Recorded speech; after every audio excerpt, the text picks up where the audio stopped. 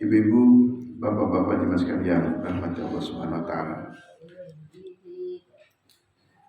Kita akan melanjutkan kajian tafsir surah Al-Qasas ayat 76 sampai 78.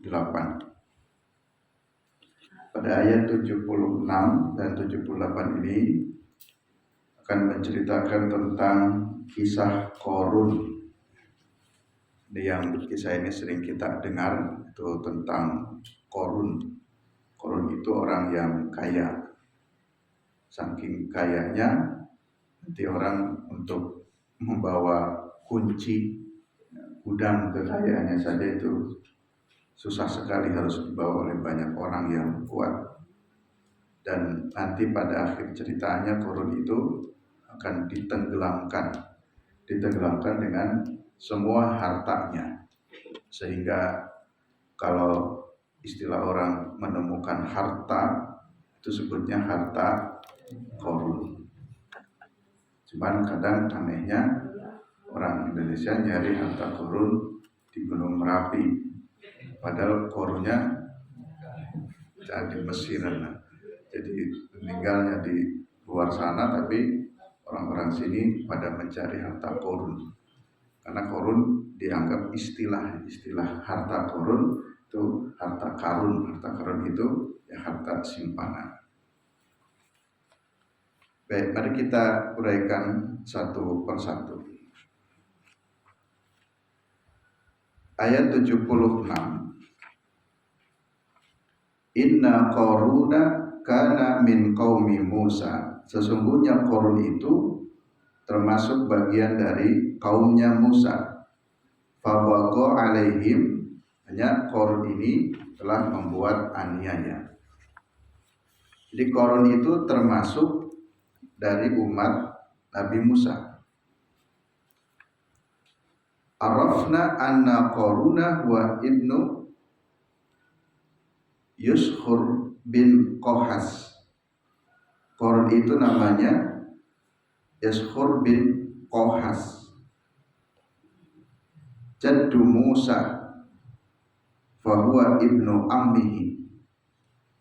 Jadi sesungguhnya Qarun walaupun disebutkan dalam Al-Quran termasuk dari umat Nabi Musa, di umatnya Musa sendiri, tapi berasal dari keluarganya.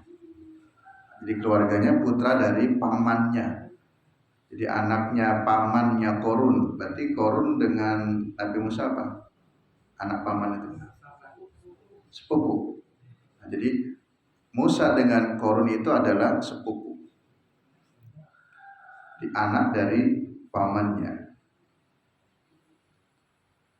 Nah, dari sini juga kita bisa mendapatkan faidah bahwa tidak selamanya keturunan yang baik itu akan melahirkan anak-anak yang baik, atau tidak selamanya bapak ibunya, orang tuanya, kakek simbahnya baik-baik, itu anaknya, generasi di bawahnya baik juga seperti orang tuanya.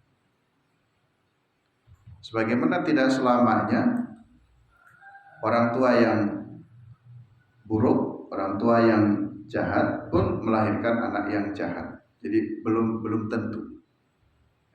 Walaupun ada istilah gen, ya, tapi hasilnya tidak selamanya. Orang tua yang buruk melahirkan anaknya buruk, atau orang tua yang baik juga melahirkan generasinya yang baik. Nah, ini ternyata Qarun dan Musa ini berbeda, sepupuan. Ditemu dari kakeknya, jaddu Musa, itu ibnu Yaskhur bin Kohas.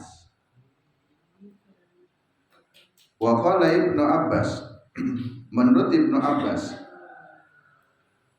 wa kana aidan ibnu khalatihi, Qarun juga adalah saudara dari bibinya.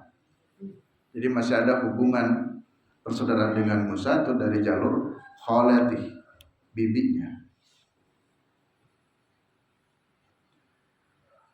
Wa kana yusamma al-Munawwir, Hasan surati.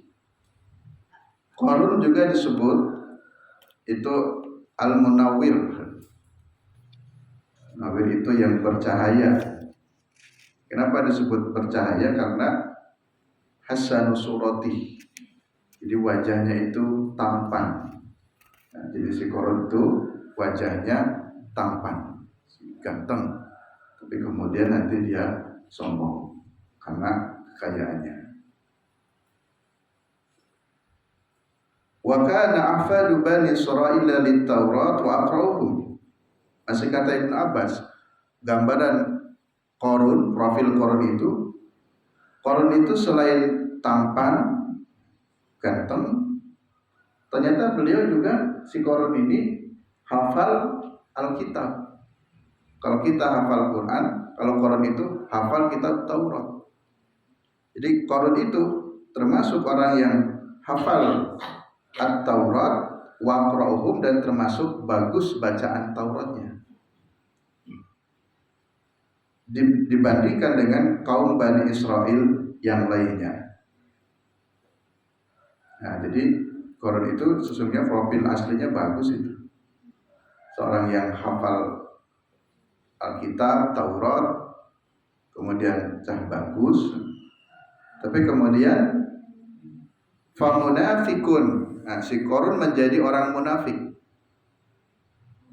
Kama nafikul Samiri, sebagaimana orang munafik si Samiri. Nanti kan pada masa Nabi Musa juga ada yang bernama Samiri, ya, yang membuat apa itu? Patung sapi dari emas, lalu kemudian disembahnya. Fa'adakahul baqiya likasrati malihi. Lalu kemudian Qarun itu dibinasakan oleh Allah karena sebab banyak hartanya. Jadi banyak hartanya tentu karena sebab sombong. Nah, tentu Bapak Ibu ya, dengan harta jadi tidak selamanya si pemilik harta itu negatif. Yang berbahaya adalah orang yang punya harta lalu kemudian dia sombong. Nah, ini terjadi kepada Qarun. Jadi Qarun itu fahuwa rajulun min bani Israila atahullahu malan katsiran. Seorang dari kalangan Bani Israel yang memiliki harta yang banyak. Saking banyaknya, hatta inna mafatiha khazainu kana tanu'u bihamliha usbatun minar rijal.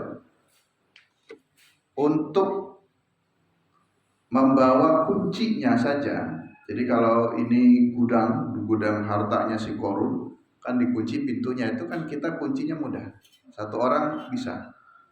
Ini saking ya besarnya itu harta kekayaan Qarun, mungkin dia buat kuncinya yang berat juga sehingga orang tidak bisa mencuri. Nah, dibuatkanlah kunci-kunci mafatih, kunci-kuncinya itu yang berat, yang besar.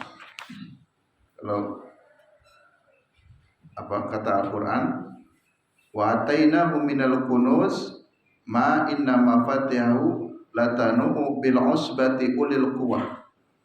Jadi yang membawanya itu adalah ya, pemuda-pemuda yang gagah-gagah. Ay wa atainahu minal amwali an-naqdiyah. Kami Allah maksudnya telah memberi kepada Qarun itu harta-harta yang banyak, harta-harta simpanan. Jadi punya harta simpanan.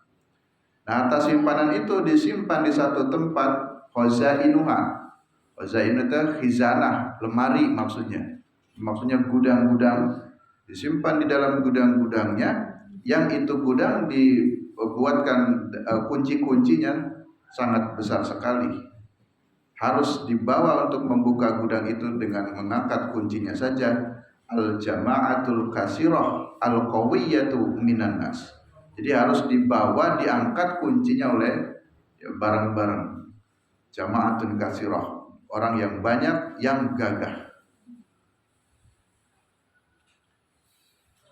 Wa qala Ibnu Abbas mengatakan, inna mafatiha khazainihi kana yahmilu arba'una rajulan minal aqwiya. Kunci gudangnya harta Qarun itu dibawa oleh 40 orang. 40 orang yang kuat. Sini saja bapak-bapak yang hadir enggak ada 40 orang. Kalau suruh ngangkat kuncinya gudang Qarun itu enggak akan kuat. Apalagi sudah lansia-lansia. Ini 40 orang yang kuat-kuat itu, kata Ibnu Abbas. Jadi pembawa kuncinya itu yahmiluha arba'una rajulan minal aqwiya. Jadi dari 40 orang yang kuat. Itu baru kuncinya saja. Terus hartanya seberapa banyaknya. Itu untuk menunjukkan saking kayanya. Kalau orang hari ini mungkin sebut orang kaya itu tidak punya gudang harta, tapi biasanya disimpan ya, di bank-bank. Jadi tidak kelihatan kayanya karena kekayaannya ada pada rekening dalam negeri, rekening luar negeri, rekening negara Swiss, Singapura. Nah, biasanya begitu. Orang kaya menaruh uangnya bukan bikin gudang, enggak kayak sama Qarun ya. Tapi dalam bentuk investasi, dibelikan tanah di mana puluhan hektar, lalu kemudian dimasukkan ya, simpannya di bank. Istilah simpanan sekarang memang lebih enak. Bapak Ibu punya harta tidak perlu disimpan di rumah, malah khawatir ya, ada yang mencuri, ada yang apa, akhirnya titipkan saja di bank. Jadi tidak harus menjaga uangnya. Orang kaya dulu gelisah karena selalu menjaga rumahnya kalau ada perampok, takut kebakaran. Tapi kalau sudah disimpan di bank itu tidak cemas lagi akan kerampokan atau lainnya karena ada jaminannya. Itulah gambaran Qarun. Kemudian umatnya yang ada pada saat itu, orang-orang di sekitar Qarun juga memberikan nasihat-nasihat. Nasahu ahlul wa'di wal irsyad min qaumihi bil bu'di anil batri wa tajabburi wal ifsadi fil ard. Orang-orang pada saat itu sudah memberikan nasihat, memberikan peringatan untuk mengingatkan Qarun bil bu'di anit tajabburi wal ifsadi fil ard, untuk tidak sombong. Ya, jadi untuk tidak sombong. Dan ini sifatnya umum. Siapapun biasanya ya, mohon maaf, kalau ujiannya berupa kekurangan, itu banyak orang yang bisa bertahan dengan kekurangannya, sabar. Tapi ketika ujiannya dengan berlimpah kekayaan, mungkin sedikit orang yang bisa bersabar sehingga muncullah istilah sombong.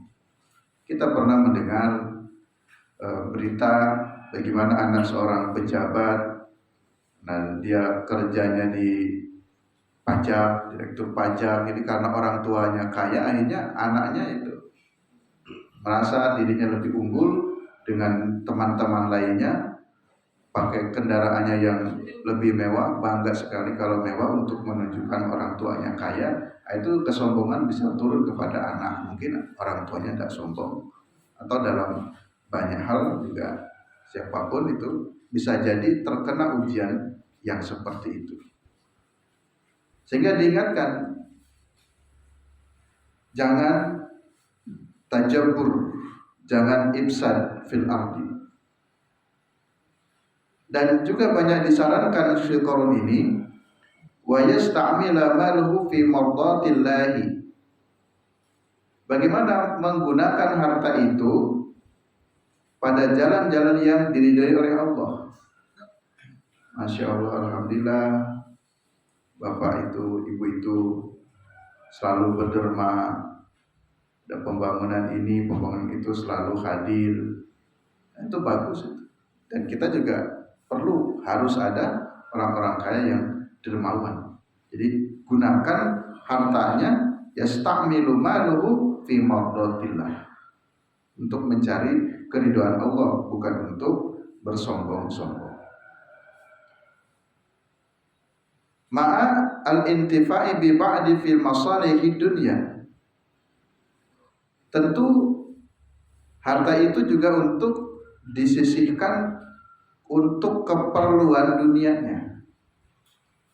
Jadi harta tidak harus dihabiskan seluruhnya untuk akhirat, tapi juga ada untuk dunianya. Karena kita juga masih hidup di dunia, perlu makan, ya silakan hartanya dikurangi untuk makan, untuk minum, untuk keperluan hidup lainnya. Sehingga nanti di ayat berikutnya harus ada keseimbangan antara dunia dan akhirat. Wa anda yunfiqu fima yaqdurullahu ta'ala. Demikian pula nasihat yang tersampaikan kepada Qarun, di dalam mengeluarkan harta itu jangan sampai mengeluarkan harta yang Allah godol, Allah benci kepadanya. Jadi tadi bisa jadi hartanya banyak, tidak dikeluarkan untuk berinfak, berderma, tapi juga jangan sampai mengeluarkan harta tapi dikeluarkannya bukan untuk keperluan-keperluan yang Allah ridho atau bahkan Allah benci. Biasanya ada yang suka ngebosi ya. Jadi kalau di kampus saya itu orang kaya itu suka ngebosi anak-anak muda untuk minum. Jadi kalau dia datang dari kota itu ngebosi, kasih minum. Kalau ada panggung joget-joget nanti nyawer lalu dibagi-bagi, tapi bagi-baginya kan nggak jelas. Untuk nyawer biduan wanita, untuk nyawer yang nggak pas, tapi giliran ada orang miskin, nah tidak disawernya. Ada anak yatim tak diperhatikannya. Itu termasuk anda yunfiqu fima yaghdabullah. Jangan sampai mengeluarkan harta itu dengan hal-hal yang Allah malah benci. Jadi jangan pelit, tapi juga jangan nyah-nyah, tapi nyah-nyahnya kepada hal yang tidak sesuai sehingga Allah benci. Ada 5 nasihat kepada Qarun menurut ayat ini. Nah, kita rincikan. Ketika Qarun tadi punya harta yang banyak dan sudah mulai nampak kesombongan pada diri Qarun, kemudian ada 5 pesan, 5 nasihat untuk Qarun. Fanasahu al-mi'adu bimawaidatil khamsin. Yang pertama, nasihat yang pertama untuk Qarun adalah ketika in qala lahu qaumuhu, ketika kaumnya itu berkata kepada Qarun, ini perkataan kaum kepada Qarun maksudnya nasihat. Pertama nasihatnya la tafrah. Itu nasihatnya. La tafrah. Kamu tidak boleh berbangga-bangga. La tafrah, tak boleh berbangga-bangga. Innallaha la yuhibbul farihin. Karena Allah tidak menyukai orang yang berbangga-bangga. Hinama adharat tafakhur, ketika pada diri Qarun itu nampak kesombongan, maka kaumnya menasihati, wala tafrah bima anta fihi minal mal fa innallaha la yuhibbul asrinal batrinal ladina la yazkuruna Allah ala ma'atahum ala ma'atahum. Janganlah kamu berbangga dengan harta yang ada pada dirimu, yang mengakibatkan kamu tidak bersyukur, la yaskurunallah, tidak bersyukur kepada Allah, padahal itu semuanya adalah atahum, apa-apa yang telah Allah berikan kepada mereka. Jadi Allah tidak suka kepada orang yang berbangga-bangga atau mudahnya yang sombong karena sebab banyaknya harta. Ada lagi kisah sahabat yang siapa namanya Bapak Ibu masih ingat, saya lupa ya. Yang sahabat ini dulu awalnya miskin, kemudian minta didoakan kepada Rasul supaya kaya. Siapa itu ya? Sa'labah. Sa'labah ya. Ketika miskin, ketika hartanya tidak ada atau sedikit harta, tadi yang saya katakan bisa bertahan dalam ketaatan, sholatnya rajin, ibadahnya khusyuk. Tapi karena Sa'labah ini minta kekayaan, singkat riwayat, beberapa kali ketemu Nabi, tolong doakan saya menjadi orang kaya. Nabi sudah mengingatkan, nggak usah jadi orang kaya, cukup kamu seperti saja atau kurang harta. Nah, kalau banyak harta itu bisa terlena. Tapi karena terus meminta, ya tentu dengan istrinya ya yang meminta lewat suaminya yang datang kepada Nabi. Nah, singkat cerita kemudian ya, kaya lah. Dan kayaknya semakin banyak, akhirnya tak sempat untuk sholat karena dia sibuk mengurusi hartanya, mengurusi pekerjaannya. Padahal sebelumnya rajin sekali ibadahnya. Jadi begitu. Jadi semakin banyak kekayaannya bisa jadi ya, mengakibatkan terlena.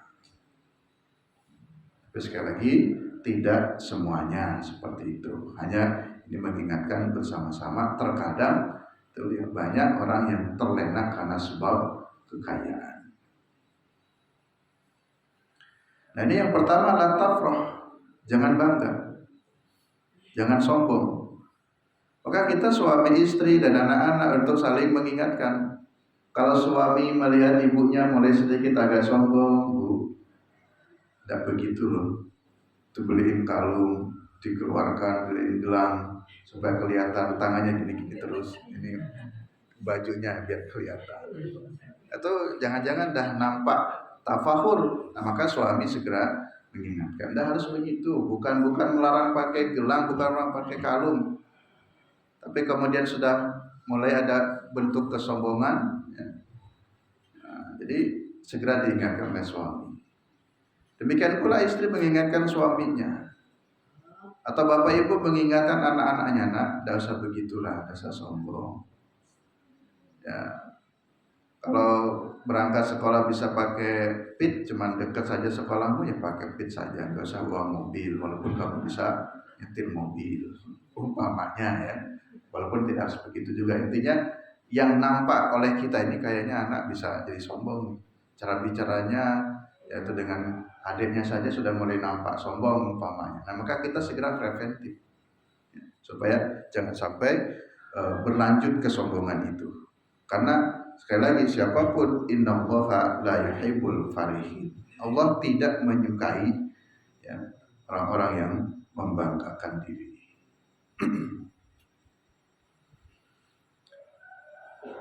Ayat yang ke-77, nasihat yang kedua. Kita gabungkan, ada 5 nasihat. Sekarang nasihat yang kedua. Pada kalimat wabtaghi fima ataqallahu darul akhirah, carilah anugerah Allah yang akan diberikan kepadamu itu, yakni anugerah atau kebahagiaan akhirat. Jadi prinsip pokoknya yang harus menjadi prioritas itu adalah kebahagiaan akhirat. Emang doanya kita sempurna. Rabbana atina fid dunya hasanah wa fil akhirati hasanah. Kita doanya sempurna, minta bahagia di dunia dan minta bahagia di akhirat. Tapi jangan lupa sesungguhnya yang harus diutamakan itu adalah akhiratnya. Jadi seluruh orientasi kehidupan kita adalah untuk kepentingan akhirat. Kalau punya anak, punya cucu, bekerja, nanti diarahkan tujuanmu mencari kerja itu jangan lupa itu untuk kepentingan akhirat.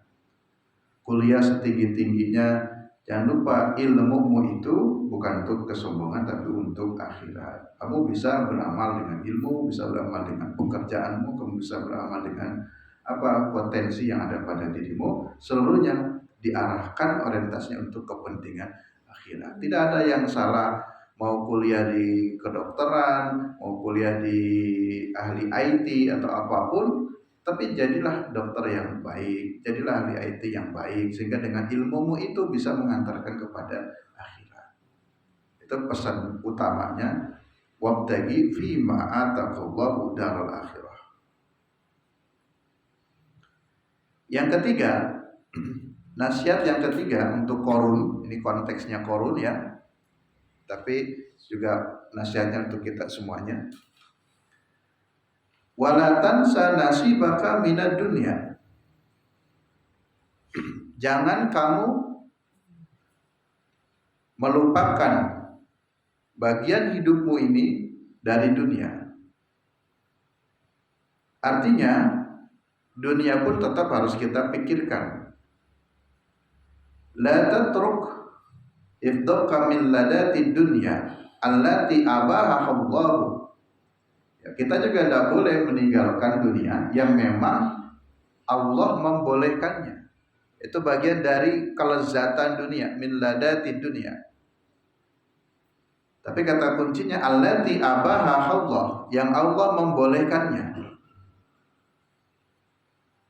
Apa saja contohnya? Minal makal wal masyarib wal malabis wal masakin wal zawaz. Ya, kepentingan dunia itu kita makan, butuh tempat makan, kita minum, tempat minumnya, kita berpakaian, kemudian masakin, tempat tinggalnya, itu merupakan kebutuhan-kebutuhan pokok hidup yang disebut sandang, pangan, papan. Wal zawaz, juga punya istri atau punya pasangan. Jadi yang dia sudah kuliah, sudah bekerja, nggak mau nikah, itu juga keliru. Jadi itu kebutuhan dunianya tetap harus terpenuhi, silakan. Jangan kamu lupakan. Ya. Jadi istilah sufi ya, sebagian sufi itu terkadang orang sufi itu membenci dunia. Jadi dia membenci dunia, dia meninggalkan dunia, dia hanya ingin hidup apa adanya, tapi juga dengan dunianya dia benci. Saya kira ya tidak harus seperti itu. Jadi jangan membenci dunianya, karena kita juga diingatkan ya jangan melupakan dunia. Tapi tadi di awalnya yang diutamakan tetap kepentingan akhiratnya. Tapi dunia jangan dilupakan, tapi jangan benci juga terhadap dunia. Nah, istilah seimbang ya, wabtaghi fima ataqallahu dal akhirah wa la tansa nasibaka minad dunya. Itu keseimbangan itu sudah bagus. Walaupun sesungguhnya bukan makna yang seimbang 50%, 50%. 50 untuk akhirat, 50 untuk dunia. Makna seimbang tidak harus begitu. Tapi dunia itu sekedar cukup untuk memenuhi kebutuhan pokok hidupnya. Itu seluruhnya untuk diorientasikan ke akhirat. Coba kalau dimaknai hidup ini seimbang, mungkin kita belum memenuhi juga ya. Hidup kita nih 24 jam. Harusnya 24 jam itu 12 jam untuk akhirat kita, 12 jamnya untuk dunia. Nah, 12 untuk akhirat. Bapak Ibu hitung, sholat subuh berapa menit? Katakan 10 menit per sholat. 10 kali 5 baru 56 menit ya. Andai kata dengan berdoa dan yang lainnya katakan 1 jam. Cari sampai 12 jam. Ini kalau setiap Jumat alhamdulillah nambah lagi ya 1 jam namanya. Kan sudah 2 jam. Coba dihitung kalau mau istilahnya separuh untuk akhirat, separuh untuk dunia. Mungkin separuh pun kita jangan-jangan belum terpenuhi. Nah, oleh karena itu, maka karena sebagian aktivitas kita dipakai untuk bekerja, supaya pekerjaan itu bagian dari akhirat, maka setiap mau bekerja, niatkan karena Allah. Ya Allah, saya bekerja. Kan nanti terhitung tuh, jam bekerjanya 8 jam. Itu kalau cuma murni bekerja saja, karena dunia saja, tidak ada pahalanya dalam bekerja itu, ya itu rugi. Maka niatkan supaya tadi orientasinya seluruhnya untuk akhirat. Karena kalau ngitung pembagian alokasi waktu untuk 12 jam, saya kira nggak terpenuhi juga untuk sholatnya, untuk doanya, untuk baca Qur'annya. Berapa jam juga untuk akhirat ini? Kita banyak dengan aktivitas lainnya yang aktivitas dunia, maka aktivitas dunia itu niatkan untuk akhirat agar dapat nilai pahala. Jangan murni kerja tok.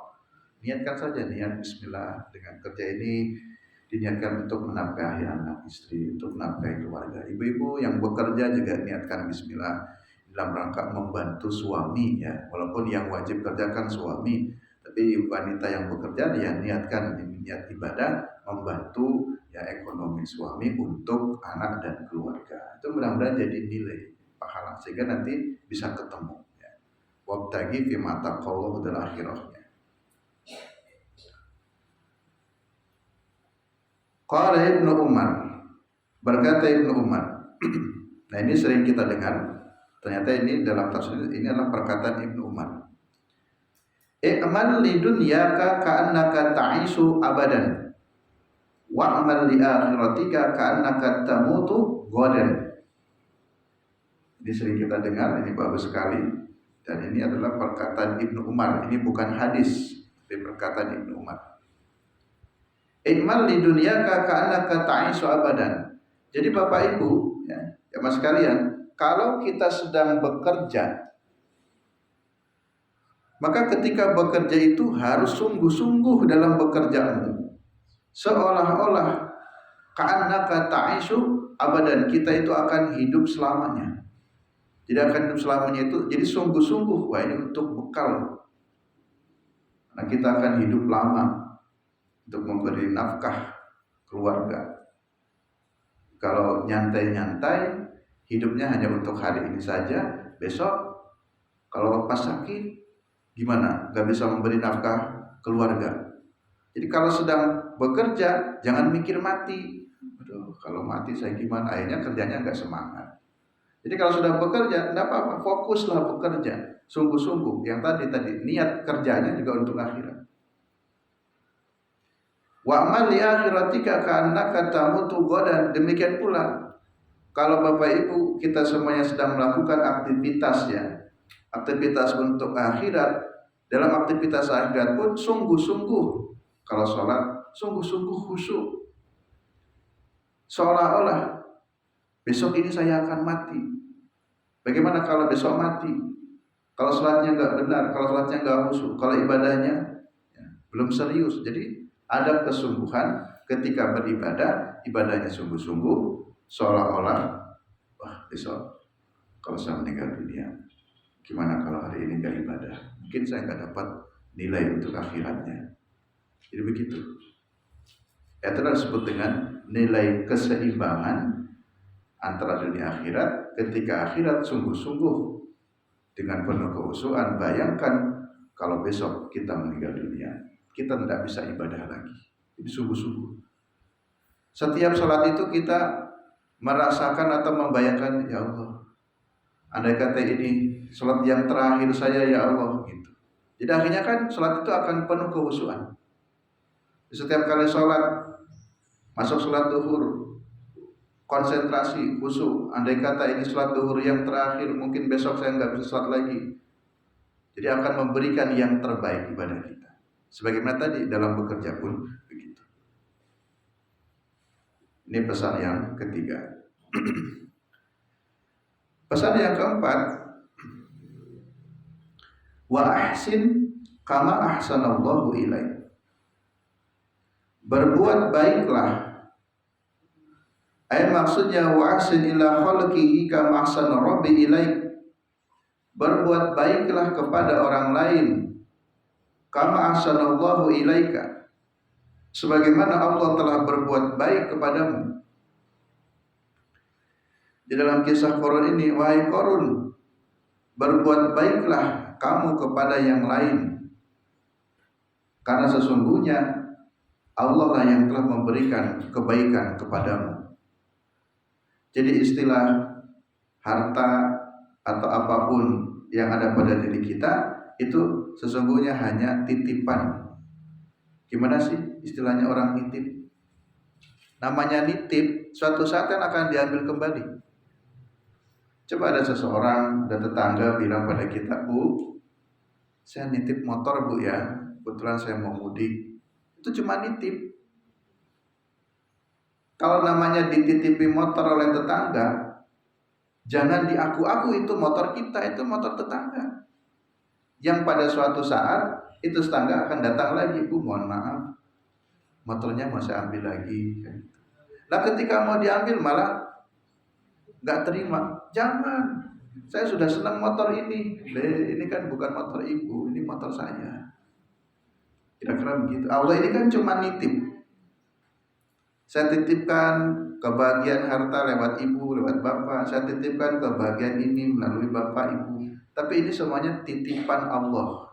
Karena titipan pada saatnya si pemilik dalam ini Allah dengan mudah mengambilnya. Mengambilnya kapan? Enggak mesti. Tapi kalau tadi tetangga nitip motor kan jelas. Jenengan muda berapa hari ya Bu? Ya insya Allah sekitar seminggu, nitipnya sekitar seminggu. Oh enggak, kan jelas. Ini kalau Allah yang nitip, Allah nitipnya sampai kapan? Enggak tahu, terserah Allah. Allah yang nitip kok. Sehingga jangan heran ya, seperti pernah kita bahas dalam surat-surat sebelumnya, surat apa itu ya, yang dia punya kebun, yang punya kebun begitu luas, tapi karena pelit, ada orang miskin saja mau ikut panen ya, sisa-sisa panennya, dia sudah berpikiran nggak mau, akhirnya Allah dahulukan, titipannya diambil, itu kebun yang hektaran itu yang siap panen langsung dibakar oleh Allah, yang bakar Allah, dan dengan caranya Allah, akhirnya hanguslah ya kebun tersebut, dan akhirnya dia tidak bisa panen karena diawali dia sudah niat jangan sampai keburu orang-orang miskin nanti meminta sedekah dari saya gitu. Itu kan titipan bagi Allah mudah, tiba-tiba terbakar, tiba-tiba dicuri, tiba-tiba apalah ya, jadi harta kita rusak gitu. Habis itu bahasa lain Allah mengambilnya. Jadi mari kita belajar mensikapi apa yang Allah berikan itu adalah sebenarnya titipan saja, titipan sementara oleh Allah lewat tangan kita, pada saatnya akan diambil lagi oleh si pemilik. Kemudian yang kelima, pesan yang kelima, wala tabghil fasada fil ardh. Jangan berbuat kerusakan di muka bumi. Jangan membuat kerusakan di muka bumi. Innallaha la yuhibbul mufsidin, karena Allah tidak menyukai orang-orang yang berbuat kerusakan. Maksudnya wala taqsud al-ifsad fil ardi bidul wal bagh wal isad wal isaatu ila nas. Fa innallaha yu'aqibul mufsidin. Jangan bermaksud untuk melakukan kerusakan di muka bumi bidul dengan kezaliman atau dengan berbagai macam hal yang lainnya yang mengakibatkan isaatu ila nas, keburukan kepada manusia. Jangan merusak bumi. Misalkan nih, kita sedang menghadapi darurat sampah. Jadi darurat sampah ini mari kita juga sedikit demi sedikit juga untuk tidak merusak bumi ini.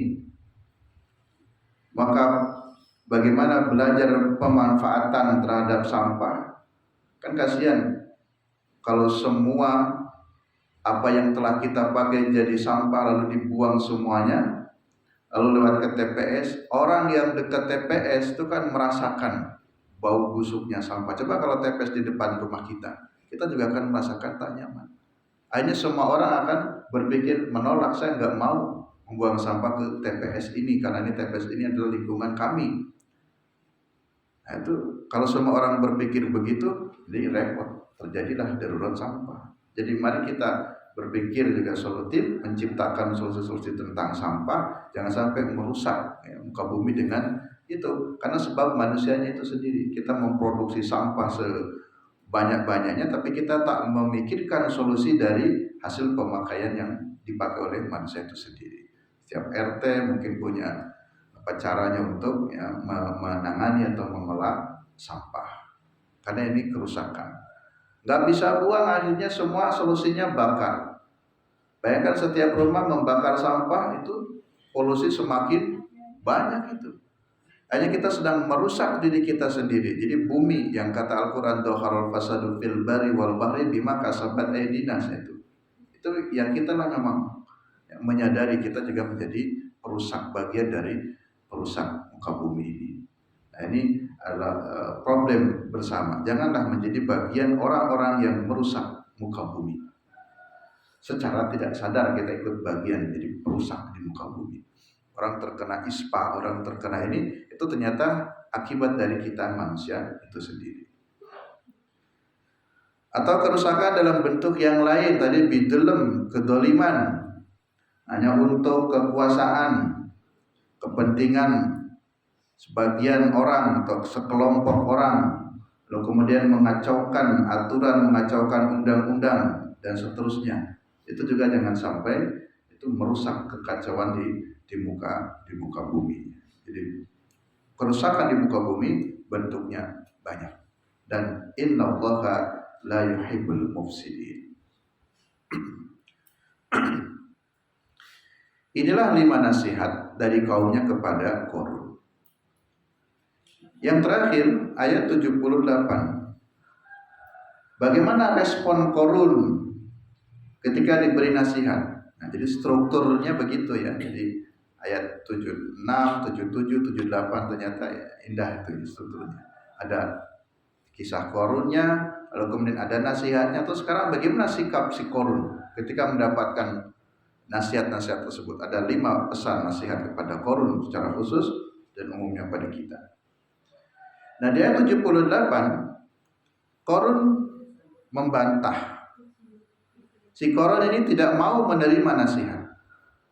Dan biasanya, mohon maaf, cirinya orang sombong itu adalah sulit untuk menerima nasihat.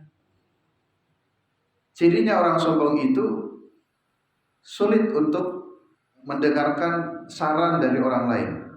Itu seperti itu memang rumusnya. Jadi kita bisa mengkoreksi diri kalau ada yang beberapa berbeda pendapat, lalu kemudian ada orang yang berbicara beda dengan pendapat kita, ataupun maknanya juga memberi pesan atau nasihat, kita berontak hati ini, nah itu, walaupun tak usah diucapkan, kalau kita masih berontak, merasa tidak terima dengan orang tersebut, itu berarti di dalamnya masih ada kesombongan. Karena dalam hadis kan al-kibru, ketika ditanya mahwal kibru itu adalah gomtun batrul haqqi wa gomtun nas. Jadi sombong itu artinya batrul haqqi wa gomtun nas, menolak kebenaran dan merendahkan manusia. Cara bicara merendahkan juga orang tahu, wah ini nadanya kayak merendahkan. Bicara itu berhadap-hadapan, saling menghargai. Tapi kalau sudah memalingkan wajah, seperti tidak suka berbicara secara langsung, itu maknanya bisa jadi itu gomtunas, menghinakan manusia, merendahkan manusia. Dan tadi batrul haq, menolak kebenaran. Menolak kebenaran itu tadi kita ini tidak suka. Kalau ada nasihat dari orang lain dalam bentuk ya apapun, nah, tidak perlu kita ucapkan, minimal kita koreksi di hati saja. Jadi ini kok saya masih berat ini mendapatkan kritikan begini. Wah, jangan sampai ini menjadi sebuah kesombongan. Manusiawi kalau berbeda pendapatnya. Tapi juga kita mengerem, jangan sampai kemudian itu bagian dari bentuk kesombongan. Nah, ini Qarun tidak terima. Diberikan beberapa pesan itu enggak terima. Karena ini berkait dengan harta. Qala, berkatalah Qarun, innama utituhu ala ilmin indi. Apa yang telah diberikan kepadaku itu semuanya adalah hasil jerih payahku. Ala ilmin indi itu atas ilmu yang ada pada diriku. Ketika orang-orang memberikan nasihat kepada Qarun, Qarun jawab, ana la ahtaju lima taqulun. Saya tidak perlu nasihat kamu. Saya tidak perlu apa yang kamu ucapkan. Tak perlu saya dinasihati. Apalagi tadi saya ini udah lebih tua daripada kamu. Saya ini lebih ini. Nah itu. Kalau terucap begitu, walaupun tak terucap dengan bentuk sikap, itu juga tetap makna sombong. Si Qarun bilang, inna ma'utitu ala ilmin indi. La ahtaju lima taqulun. Saya tidak memerlukan pendapatmu, saya tidak memerlukan nasihatmu. Fa inna Allah ta'ala inna ma'atani hadal mal li ilmihi bi anni astahiquhu. Allah memberikan harta kepadaku ini karena sebab usahaku, karena sebab kecerdasanku. Maka aku yang lebih berhak terhadap harta ini. Nah, dia melupakan ada peran Allah itu. Jadi kayaknya itu karena sebab murni usahanya sendiri, padahal itu atas juga Allah juga. Fa'ajaballah, lalu Allah jawab. Karena Qarun bantah. Awalam ya'lam anna Allah qad ahlaka min qablihi minal qurun man huwa asadu minhu quwwatan wa aksaru jam'an wa la yus'alu an dunubihimul mujrimun. Tidakkah kamu tahu wahai Qarun, sesungguhnya Allah telah membinasakan orang-orang sebelummu dari beberapa masa yang lalu. Man huwa asyadu minhu quwwatan, ada orang yang lebih gagah daripadamu pun kami binasakan wahai Qarun. Jadi kisah Qarun itu bukan satu-satunya, tapi sebelumnya pun ada orang bahkan yang lebih dari itu kami binasakan. Kamu kira kamu merasa paling gagah, ada orang yang lebih gagah daripada kamu pun aku mampu membinasakan. Itu jawaban Allah. Wala yus'alu an dunubil mujrimun, dan tidak akan ditanya tentang dosa mereka bagi orang-orang yang berdosa. Maksudnya begini ya, sudah jelas dosa itu, terus nggak usah disidang lagi, jebloskan saja ke neraka. Orang begitu tak perlu disidang lagi, tak perlu dihisab lagi. Jadi Allah enggan untuk memproses. Wala yus'alu an dunubihimul mujrimun. Jadi tidak usah ditanya lagi seperti apa dosa mereka, sudah jelas dosanya, kira-kira begitu. Maksud di sini tentu karena wallahu khabirun, Allah itu Maha mengetahui. Ya pelaku dosa ini Allah sudah tahu dia akan masuk ke neraka. Wallahu bima ta'maluna alim. Jadi ada khabir, ada alim. Jadi Allah sudah tahu. Jadi istilahnya fala hajata bihi ila ayas'alahum an anwa'i dunubihim. Tidak diperlukan untuk ditanya dulu. Kan hisab itu kan ditanya, kamu amalannya apa saja, kamu bagaimana. Orang yang seperti ini mungkin yang saking jengkelnya sudah usah ditanya. Langsung saja dijebloskan ke penjara ya, ke dalam neraka. Karena innallaha alimun bikulli ma'lumatin fala hajata bihi ila su'al. Demikian Bapak-bapak, Ibu-ibu, jemaah sekalian yang dirahmati Allah Subhanahu wa taala, kisah tentang Qarun ada di ayat ke-76 sampai 78. Insyaallah pertemuan berikutnya kita lanjutkan akibat apa yang akan diterima oleh Qarun. Dan ada manfaatnya, kurang lebihnya mohon maaf. Billahi taufiq wal hidayah. Assalamualaikum warahmatullahi wabarakatuh.